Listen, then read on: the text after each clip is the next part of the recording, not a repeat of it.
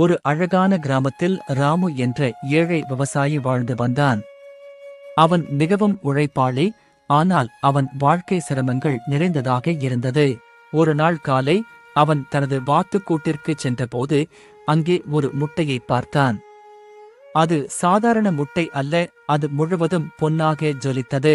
ராமு அந்த முட்டையை சந்தையில் விற்று நல்ல லாபம் ஈட்டினான்.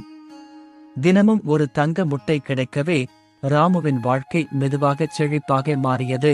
ஆனால் சில நாட்கள் கழித்து ராமுவின் மனதில் பேராசை தோன்றியது. வாத்தின் வயிற்றுக்குள் இருக்கும் எல்லா முட்டைகளையும் ஒரே நேரத்தில் எடுத்து உடனே பணக்காரனாக எண்ணினான். அவனுடைய மனைவி அவசரப்பட வேண்டாம் என்று தடுத்தும் பேராசை ராமுவின் கண்களை மறைத்தது. அடுத்த நாள் அவன் அந்த வாத்தை அறுத்துப் பார்த்தான். ஆனால் உள்ளே எந்த தங்க முட்டையும் இல்லை. அவன் செய்த மிகப்பெரிய தவறை அப்போதுதான் உணர்ந்தான்.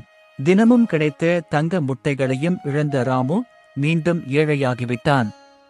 பேராசையினால்தான் பெற்ற செல்வத்தையே இழந்துவிட்டதாக துயரப்பட்டான். இந்த கதையின் நீதி: பேராசை பெருநஷ்டத்தை உண்டாக்கும். அவசரமும் பேராசையும் மனிதனை அழிவிற்குத்தான் கொண்டு செல்லும்.